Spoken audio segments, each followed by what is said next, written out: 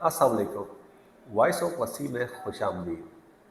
कभी आपके साथ ऐसा हुआ है कि कोई कीमती चीज़ आपके हाथों से इस तरह निकलती जा रही हो जैसे मुट्ठी में से रेत निकल रही होती है और आप उसको रोक नहीं पा रहे होते, लेकिन अचानक से कोई फरिश्ता आता है और आपसे कहता है कि ये काम करो और कीमती चीज़ आपके पास रहेगी, आपको मिल जाएगी। हुआ ऐसा?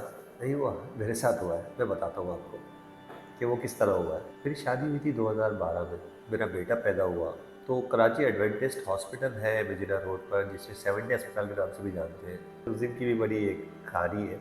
यौम इश्क रसूल मनाया जा रहा था उस दिन, तो मैं एक दिन पहले लेके पहुंच गया वाइफ को। तो मैं पहुंच गया, खैर मेरा बेबी जो है वो डिलीवर हो गया।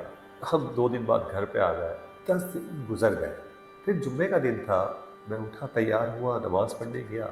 नमाज़ पढ़ के आया तो वालदा बैठी हुई थी, वाइफ भी बैठी हुई थी मेरे साथ, और वालदा के हाथ में एक बच्चा था और वो चीख रही थी, गुस्सा कर रही थी। मुझे बताया नहीं और ये रात से जो है वो फीड नहीं कर रहा। अम्मी ने शोर मचाया, डांटा और कहा कि इसको जो है ना इसी वक्त हॉस्पिटल लेके जाओ, जहाँ ये पैदा हुआ है वहीं लेके जाओ। हमने टैक्सी करी है, 70 अस्पताल लेके पहुँच गए। इमरजेंसी में एक डॉक्टर था वहाँ पे, उस डॉक्टर को दिखाया, फाइल वाइल दिखाई बच्चे की। तो डॉक्टर बच्चे को लेके जो है अंदर गए और उसको चेक वेक किया। 15-20 मिनट बाद उन्होंने आके बताया कि सकिंग पावर बच्ची की ख़त्म हो गई है, तो हमारे पास ऐसी फैसिलिटीज़ नहीं है कि हम इसको यहाँ पे, तो आप इनको किसी बड़े हॉस्पिटल में ले जाएं। खैर हमने ज़्यादा सोचा नहीं, भाई, बड़े भाई मेरे साथ थे, वालदा थी, तो हमने एक और टैक्सी रोकी।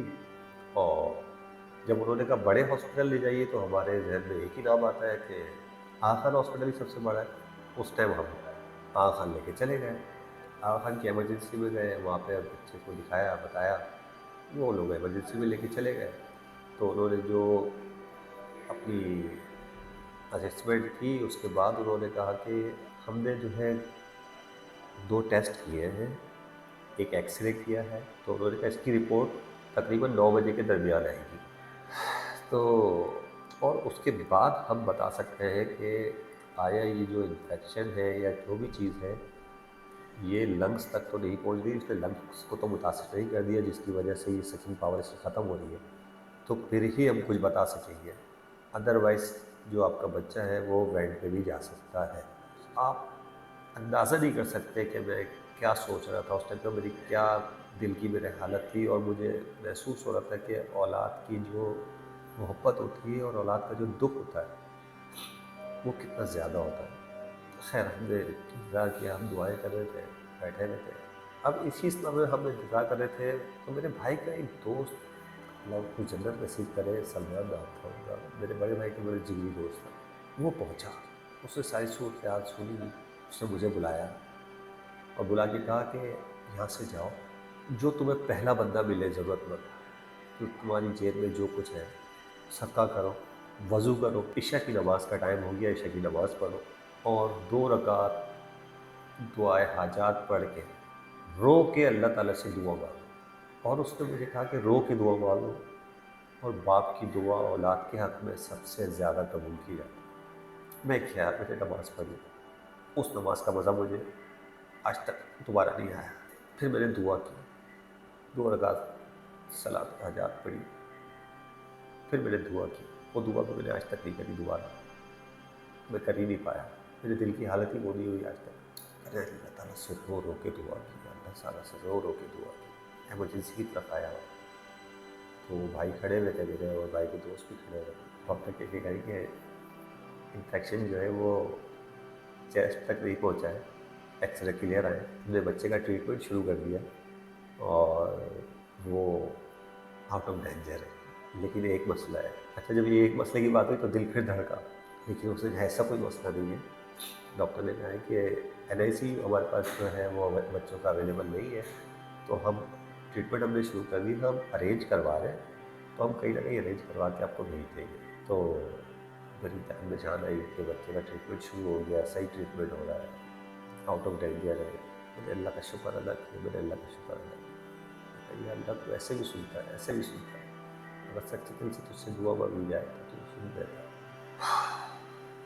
वो बात मुझे आज भी याद आती, तो मुझे आंखों में मेरी आंसू आ जाते हैं। खैर वो मेरे भाई का दोस्त, कोविड में उनको जो है कोविड हुआ था, उसी में जो है उनका इंतकाल हो गया।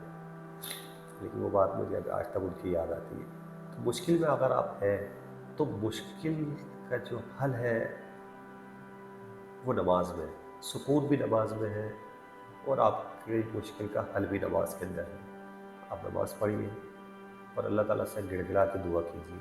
अल्लाह ताला दुआओं को सुनने वाला है और वो सबकी दुआएं सुनता है। हमें महसूस नहीं होता, बाज़ दफ़ा फ़ौरन पता चल जाता है, जैसे मुझे पता चल गया कि अल्लाह ताला ने मेरी दुआ सुन ली है, कबूल कर ली है, हाथ प्यार। लेकिन कुछ चीज़ें, क्योंकि अल्लाह ताला 70 माओ से ज़्यादा प्यार करता है अपने बंदे से, तो वो जो चीज़ें हमारे हक़ में बेहतर नहीं होती हैं, तो वो चीज़ें अल्लाह ताला हमारे मांगने के बावजूद हमें नहीं देता।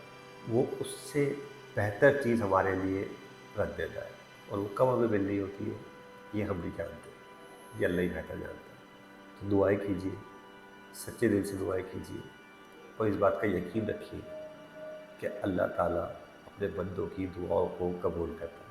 वीडियो आपको अच्छी लगी हो तो लाइक कीजिएगा, शेयर कीजिएगा, और चैनल को सब्सक्राइब कीजिएगा। बहुत शुक्रिया।